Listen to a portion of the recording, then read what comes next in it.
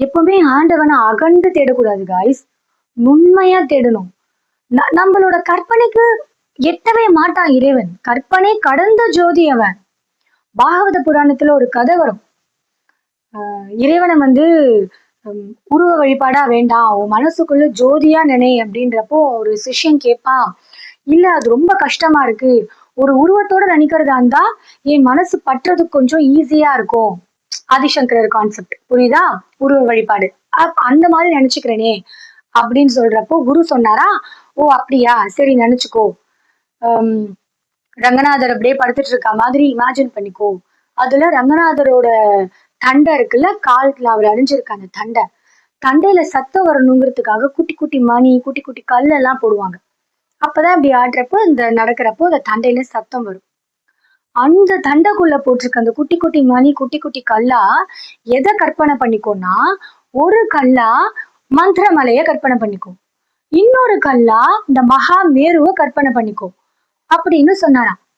உடனே அந்த சிஷ்யன் நினைச்சானா, தண்டையில போடுற கல்லே மலைனா அப்ப அந்த தண்டை எவ்வளவு பெருசு, பெருமாளோட பாதம் எவ்வளவு பெருசு, அப்ப அந்த பாதத்தை தாங்கி நிக்கிற ஆதிசேஷன் எவ்வளவு பெருசு, பெருமாளோட திருமேனி எவ்வளவு பெருசு, ஐயோ என்னால இதை கற்பனையை பண்ண முடியலையேன்னு சொன்னானா.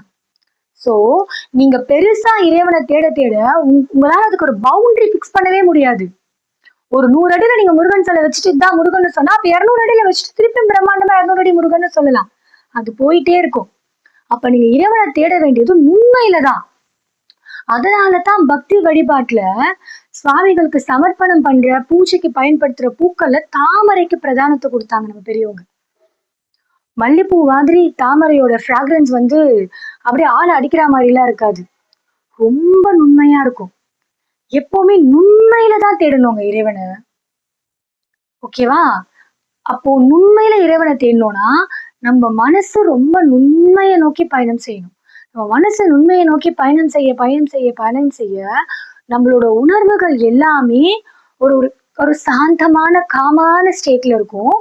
அந்த நிலையில நம்ம மொத்தமா நம்மளோட ஆன்மாவை இறைவன் கிட்ட சரண்டர் பண்றது மூலமா அந்த என்லைட்மெண்ட்டுங்கிற அந்த வே, அந்த ப்ராசஸ், அந்த வீடு பேரு நம்மளுக்கு ரொம்ப எளிமையா கிடைக்கும்.